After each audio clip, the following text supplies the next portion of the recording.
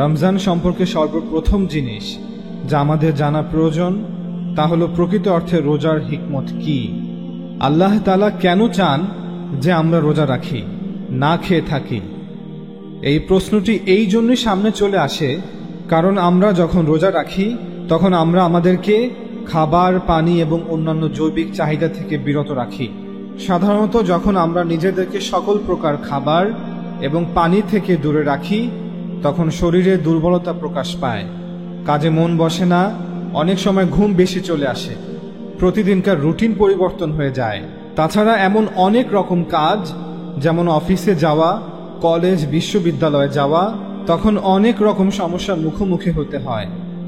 অতএব কারণে অনেক তরুণ তরুণী বা বয়স্করাও জিজ্ঞাসা করে থাকেন, কেন আল্লাহ আজ্জা ওয়া জাল আমাদেরকে এগুলো থেকে দূরে রাখতে চান, যখন এগুলো সবই বৈধ এবং হালাল জিনিস?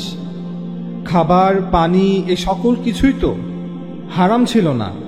তাই এই প্রশ্নকে বোঝার জন্য এটা অনেক গুরুত্বপূর্ণ যে আমরা প্রথমেই এটা জেনে নেই যে মানব অস্তিত্ব দুটি অস্তিত্বের সমন্বয়ে গঠিত। একটি আমাদের ফিজিক্যাল এক্সিস্টেন্স, বস্তুগত বা শারীরিক অস্তিত্ব, এবং আরেকটি আমাদের স্পিরিচুয়াল এক্সিস্টেন্স, রুহানি বা আত্মিক আধ্যাত্মিক অস্তিত্ব। আমাদের শারীরিক অস্তিত্বের যেমন অনেক প্রয়োজন আছে এবং আমরাও তা পূরণ করে থাকি খাবার, পানি এবং শারীরিক সম্পর্কের মাধ্যমে, ঠিক একইভাবে আমাদের রুহানি অস্তিত্বেরও কিছু প্রয়োজন আছে। আর তা হলো 1. স্রষ্টার সাথে রুহের সম্পর্ক, এবং 2. নৈতিক আচরণ যা আত্মাকে পরিতৃপ্ত করে, তার তৃষ্ণাকে নিবারণ করে। আমাদের এই ফিজিক্যাল এক্সিস্টেন্স এবং স্পিরিচুয়াল এক্সিস্টেন্সের মধ্যে এক ধরনের দ্বন্দ্ব চলতেই থাকে। পুরো বছর আমাদের শারীরিক অস্তিত্বের একরকম প্রভাব এবং বিজয় আমাদের আধ্যাত্মিক অস্তিত্বের উপর বজায় থাকে, এবং শারীরিক অস্তিত্বের বিভিন্ন চাহিদার ব্যবস্থাপনায় আমরা এতটাই ব্যস্ত থাকি যে নিজেদের আত্মার যথাযথ উন্নতি, লালন পালনে যেন কোনো সুযোগই থাকে না। আমাদের শারীরিক অস্তিত্বই যেন মুখ্য।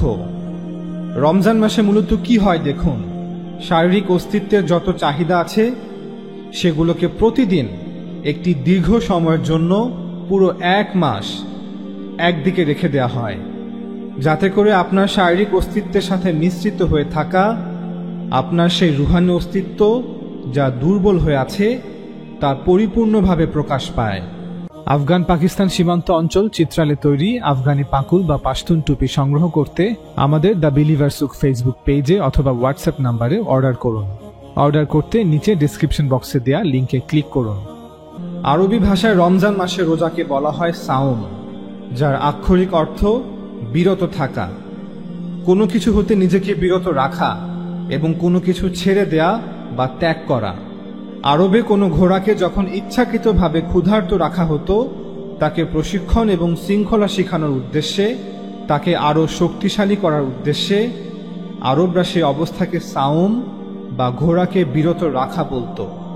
ইসলামিক শরিয়াতে সাওম নির্দেশ করে কোনো ব্যক্তির এমন একটি অবস্থা যেখানে তাকে খাওয়া দাওয়া এবং নির্দিষ্ট সীমাবদ্ধতা বা শর্তের সাথে বৈবাহিক সম্পর্ক হতে বিরত থাকতে হয়।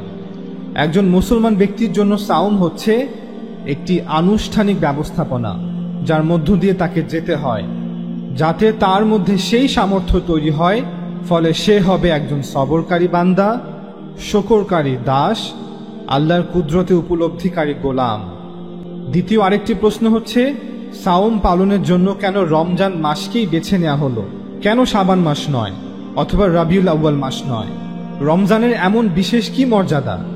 রমজান সম্পর্কে আল্লাহ নিজেই বলেন, শাহরু রমাদান আল্লাযী উনজিলা ফীহিল কুরআন। রমজান মাসই হলো সেই মাস যে মাসে কোরআন নাজিল হওয়া শুরু হয়েছিল।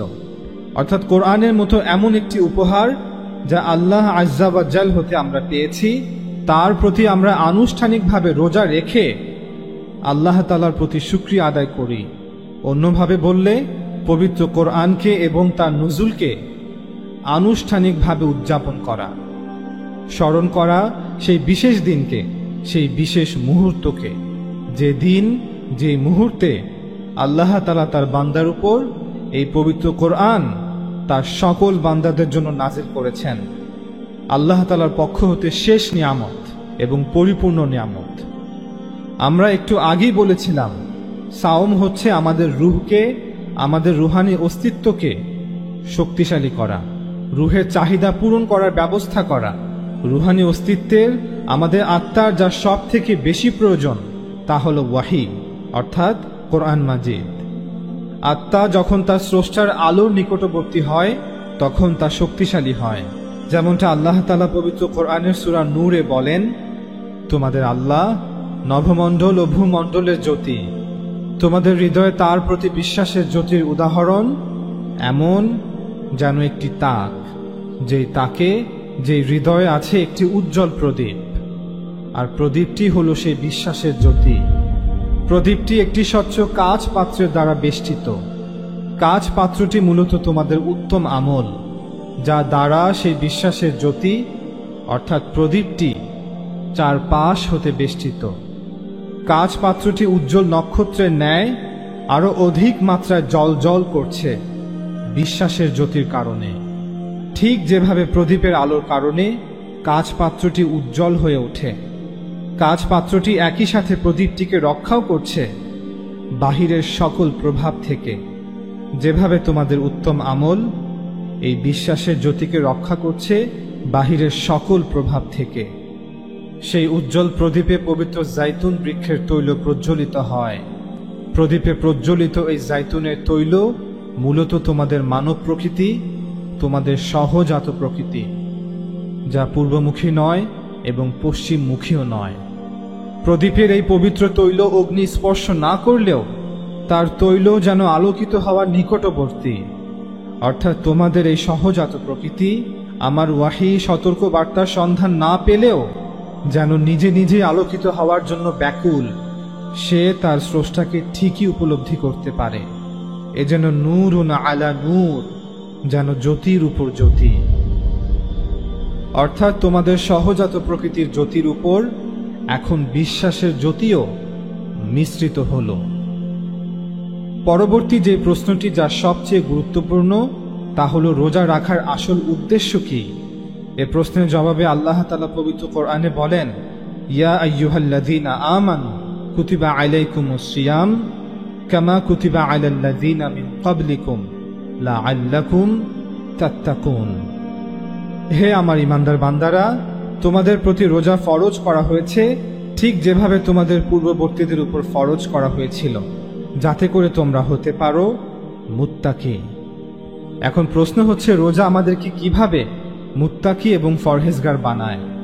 এই প্রশ্নের উত্তর জানার জন্য প্রথমে জেনে নিন যে রোজা মানুষের মধ্যে জবাবদিহিতার অনুভূতি তৈরি করে, আর জবাবদিহিতাই হলো তাকওয়ার মূল ভিত্তি। কিন্তু কিভাবে তৈরি করে? যখন কোনো মুসলমান খোদার বিধান জেনে রোজা রাখেন, কখনো এমন হয় না যে সে লুকিয়ে লুকিয়ে কিছু খাচ্ছে, কিছু পান করছে। কেন? কারণ সে জানে যে খোদা আমাকে দেখছে, খোদার সাথে আমি ওয়াদাবদ্ধ। তার মহান আদেশের বিরুদ্ধাচরণ করা নৈতিকভাবে গর্হিত কাজ। যদি আমি এমনটা করি তবে তার কাছে আমাকে জবাবদিহির মুখোমুখি হতে হবে। এটাই হলো ওয়ার্কশপ। পুরো রমজান মাসে সূর্য উদয় হতে সূর্যের অস্ত পর্যন্ত, যেখানে আমরা আমাদেরকে সকল প্রকার জৈবিক চাহিদা থেকে নিজেকে বিরত রাখি। ফলে রোজা মূলত কোনো কিছু করতে পারলেও তা না করার প্রশিক্ষণ, আল্লাহর প্রতি অনুগত হওয়ার এবং ইচ্ছের বিরুদ্ধে চলার হাতে কলমে শিক্ষা। এক কথায় নিজেকে নিয়ন্ত্রণের মাধ্যমে সরল পথের পথিক হওয়া। রোজা রাখার দ্বারা নিজের মধ্যে জবাবদিহিতার অনুভূতি শক্তিশালী হয়, সুপ্রতিষ্ঠিত হয়। ফলে অন্যায় কাজ আমরা করব না, এমনকি একা থাকলেও করব না। রোজা আমাদেরকে আখিরাতের জবাবদিহিতার জন্য তৈরি করে, অর্থাৎ আমাদের মধ্যে গড কনসাসনেস, আল্লাহর উপস্থিতির চেতনা, ধার্মিকতা এবং তাকওয়া সৃষ্টি করে। রোজা আরেকটি অপরিহার্য জিনিস সৃষ্টি করে, আর তা হলো সাবর। সাবর হলো তাকওয়ার বুনিয়াদ, মূল ভিত্তি।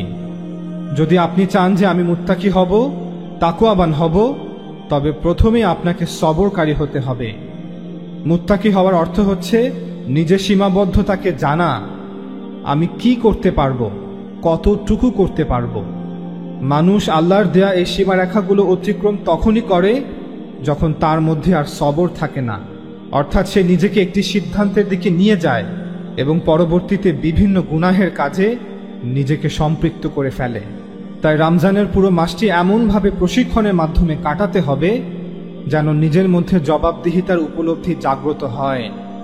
আমি যা করছি, ভালো বা মন্দ, ন্যায় অথবা অন্যায়, এই সকল কিছুর জন্য আমাকে জবাবদিহিতার মুখোমুখি হতে হবে।